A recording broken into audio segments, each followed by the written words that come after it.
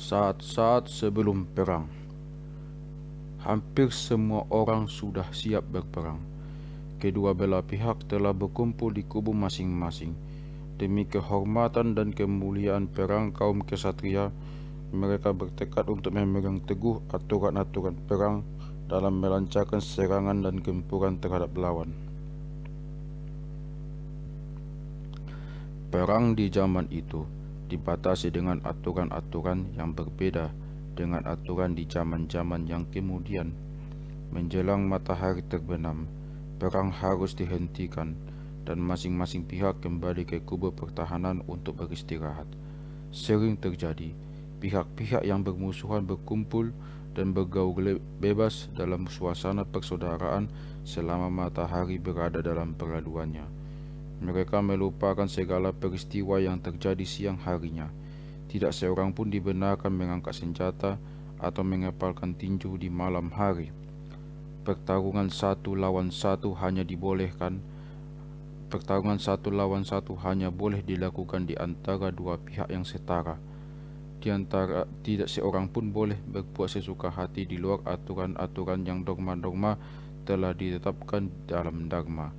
Yang mundur atau yang terjatuh, apalagi yang menyerah, tidak boleh diserang atau dipukul lagi. Seorang prajurit berkuda hanya boleh diserang oleh seorang prajurit berkuda. Demikian pula prajurit berkereta dan penunggang gajah. Prajurit yang berjalan kaki hanya boleh diserang oleh lawan yang seimbang. Tidak seorang pun boleh membela kawan atau menyerang lawan yang sedang bertarung satu lawan satu. Orang yang tak bersenjata tidak boleh diserang dengan senjata. Jadi orang dari kelompok bukan prajurit, misalnya pemukul genderang, peniup terompet, dan barisan penolong korban perang, tidak boleh diserang.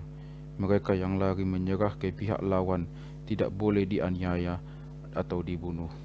Demikianlah beberapa aturan perang disepakati oleh Kaurawa dan Pandawa dan diumumkan sebelum perang di padang Kurukshetra dimulai. Jauh di malam hari, tata krama perang tersebut dilanggar sendiri oleh manusia. Begitu pula pengertian tentang benar dan salah, tentang baik dan buruk, tentang kebajikan dan kebatilan. Semua dilanggar sendiri oleh manusia si pencipta aturan. Masing-masing merasa pihaknya paling benar, paling kuat, dan paling berkuasa. Demikianlah jauh di kemudian hari, orang tidak lagi berperang berhadap-hadapan dengan lawan, tetapi juga menyerang sasaran-sasaran lain. Rakyat biasa, laki perempuan, tua muda, tanpa pandang bulu, semua dihancurkan, asalkan memang dapat dihancurkan. Ringkasnya, segala upaya dilakukan agar pihak musuh hancur. Meskipun sudah ada aturan yang membatasi peperangan, penyimpangan dan pelanggaran akan terjadi jika manusia tidak dapat mengendalikan diri dan ingin saling membunuh. Tetapi, betapapun pelanggaran terjadi, budi pekerti luhur tetap mengatakan bahwa yang salah adalah salah, yang jahat adalah jahat, yang batil adalah batil, yang tercela harus dicela, dan seterusnya. Wahai para kesatria, sekarang inilah kesempatan gemilang bagimu. Di hadapanmu, kini terbuka pintu gerbang surga selebar-lebarnya. Keabadian di hadapan Batara Indra dan Batara Brahma menunggu dharma dan baktimu. Ikutilah jejak nenek moyangmu dan melangkahlah di jalan dharma kesatria. Bertempurlah dengan gembira untuk mencapai kemuliaan dan kemasyuran. Seorang kesatria pasti tidak ingin mati diranjang karena sakit atau usia tua. Ia lebih memilih gugur di medan perang. Demikian kata-kata singkat Bhisma dalam peresmian pasukan perang Kaurawa yang disambut dengan sorak-sorai membahana. Demikianlah persiapan-persiapan yang dilakukan kedua belah pihak. Di pihak Kaurawa, tampak panji-panji megah berkibar di udara. Di kereta Bhisma, sang senapati agung, berkibar panji-panji berlambang pohon kelapa dan 5 bintang emas. Di kereta Aswatama, tampak panji-panji berlambang singa mengaum garang. Di kereta Drona, terpancang panji-panji berlambang mangkuk pendita dan busuk panah warna hijau, warna kuning keemasan. Di kereta Duryodhana, berkibar panji-panji berlambang ular kobra. Duryodhana mengenakan jubah longgar bertudung kepala, yang hiasannya melambai-lambai ditiup angin ketika keretanya bergerak maju. Mahagu Kripa membawa panji-panji berlambang banteng, sementara Jayadrata memilih lambang babi hutan. Alangkah hebat dan megahnya panji-panji pasukan Kaurawa yang berkibaran di udara.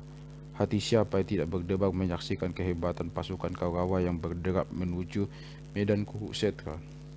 Mengetahui bahwa bala tentara Kaurawa jauh lebih besar jumlahnya, Yudhishthira menyampaikan pesan kepada Arjuna agar menggunakan taktik pemusatan pasukan, bukan penyebaran, dan serangan-serangan berformasi jarum.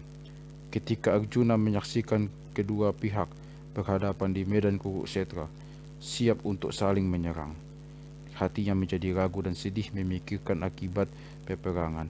Krishna tidak membiarkan Arjuna dirundung keraguan dan kesedihan. Ia segera memberikan petuah-petuah mulia untuk menguatkan tekad Arjuna dalam menghadapi Kaurawa, musuh sekaligus saudara-saudara sepupunya.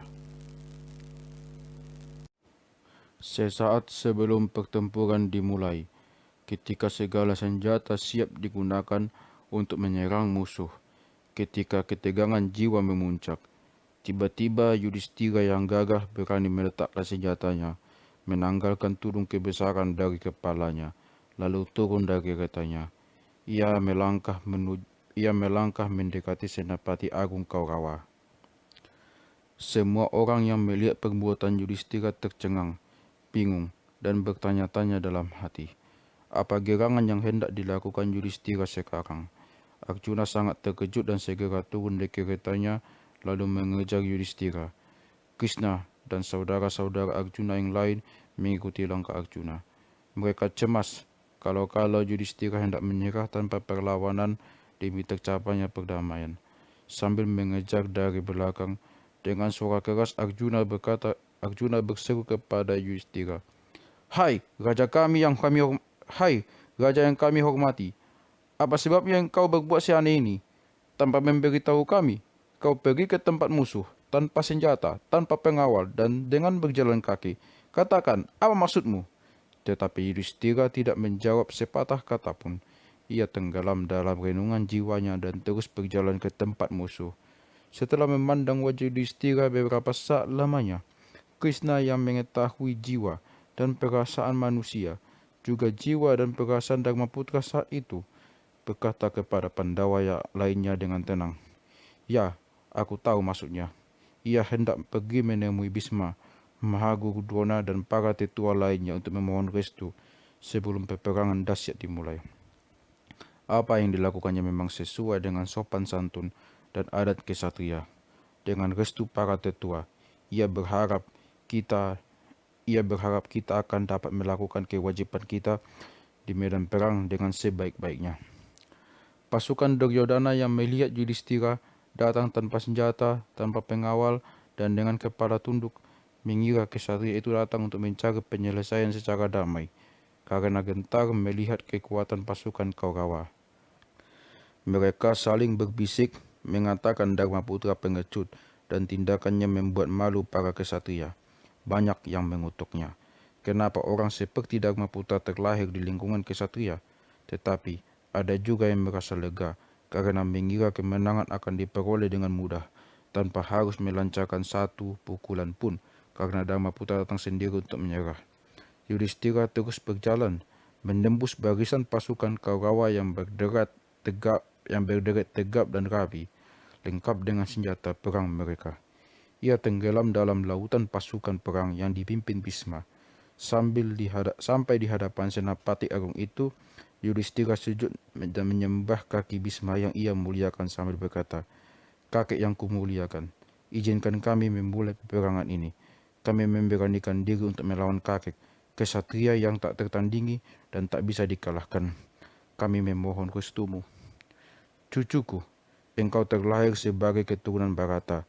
Engkau bertindak mulia sesuai tata krama para kesatria. Hatiku sangat bahagia menyaksikan semua ini. Aku bukan prajurit yang bebas.